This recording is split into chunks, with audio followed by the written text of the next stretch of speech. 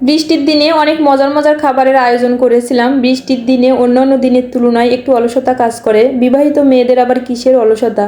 পরিবারের সবার পছন্দের রান্না তো করতেই হবে, এটাই স্বাভাবিক। আসসালামু আলাইকুম এভরিওয়ান, কী অবস্থা সবার? নিউ আরেকটি ডেইলি ব্লগে সবাইকে ওয়েলকাম জানাচ্ছি।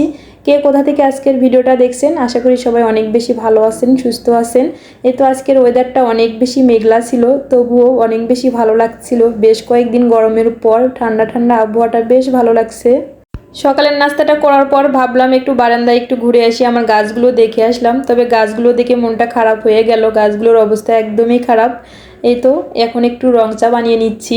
ওয়েদারটা যেহেতু একটু মেঘলা মেঘলা ছিল, এই রং চাটা খেতে বেশ ভালো লাগবে। তাছাড়া আমার বাসার সবাই এই লেবু চাটা খেতে বেশ পছন্দ করে। মানে সব কিছু মশলা দিয়ে আমি চাটা বানিয়ে তারপর একটু লেবু দিয়ে দেই, দেখতেও অনেক বেশি সুন্দর লাগে, কালারটা অনেক বেশি সুন্দর এসেছে। এই তো চা খাওয়ার পর এখন হচ্ছে আমি রান্নাঘরে চলে আসলাম, একটু রান্না করব। যেহেতু এই ব্লগটা ছিল শুক্রবারের ব্লগ, স্কুল ছিল না, তাছাড়া ঘুম থেকে উঠতে একটু লেট হয়েছে। এখন হচ্ছে একটু আমি ডালগুলো একটু ভিজিয়ে রেখে দিচ্ছি। কিছু মুগ ডাল নিয়ে এসেছিলো, মুগ ডালগুলো একটু ভেজে তারপর ভিজিয়ে রেখে দিলাম মুসুর ডাল সহ।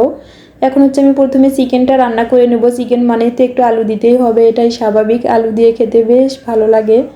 আমি যেহেতু কিছু ভর্তার আয়োজনও করেছি, রিহান যেহেতু ভর্তা খেতে পারে না, এই জন্য ওর জন্য একটু চিকেন রান্না করে নিচ্ছি। লাস্ট পর্যায়ে একটু একটু বাগার দিয়ে দিব, একটু ভাজা জিরার গুঁড়োও দিয়েছি। চিকেনের কালারটাও অনেক বেশি সুন্দর এসেছে। তারপরে এই তো চাল ডালগুলো ধুয়ে আমি পানি ঝরাতে দিয়েছি। আমি এখানে পোলার চাল দিয়ে খিচুড়িটা রান্না করে নেব।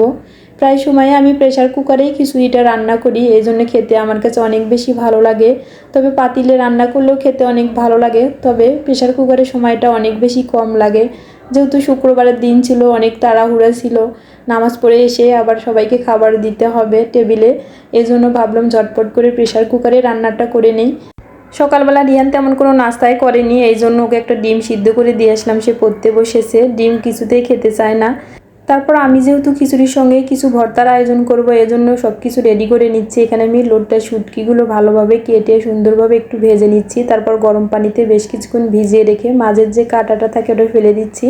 তারপর বাদাম ভর্তা করব, যেহেতু বাদামগুলো ভেজে খোসা ছাড়িয়ে নিয়ে তারপর বাদামটাও ভর্তা করে নিব। এই তো এখানে আমি একটু বাদাম ভর্তার জন্য পেঁয়াজ আর হচ্ছে একটু রসুন ভেজে নিচ্ছি। এখন শিলপাটায় একে একে সব ভর্তাগুলো বানিয়ে নিব।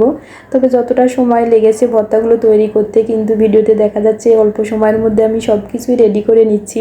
আসলে যে কোনো জিনিসই হোক না কেন করতে অনেকটাই বেশি কষ্ট, তবে খেতে অনেক বেশি মজা। এই তো লাস্ট পর্যায়ে একটু সরিষার তেল দিয়ে দিচ্ছি। ভর্তা মানেই তো একটু সরিষার তেল দিতেই হবে। সরিষার তেল দিয়ে ভর্তাটা তৈরি করলে খেতে অনেক বেশি মজা লাগে। এখন হচ্ছে আমি লোট্টা মাছের শুটকিটা একটু ভর্তা বানিয়ে নিচ্ছি। এই তো এই ভর্তাটাও আমার রেডি হয়ে গিয়েছে। তারপর একটু আলু ভর্তা বানিয়ে নিচ্ছি। আলু ভর্তাটা আমি একটু শিলপাটায় তৈরি করে নিয়েছি, যেহেতু আলাদাভাবে তৈরি করতে অনেকটা সময় লেগে যাবে, তাই ভাবলাম এখানেই তৈরি করে নেই। এখন আমি টেবিলে খাবারগুলো দিয়ে দেবো। রিহানা রিয়ানের বাবা মসজিদ থেকে নামাজ পড়ে এসেছে, আর এদিকে আমিও নামাজ পড়ে নিয়েছি। এখন আমরা সবাই মিলে খেয়ে নেব।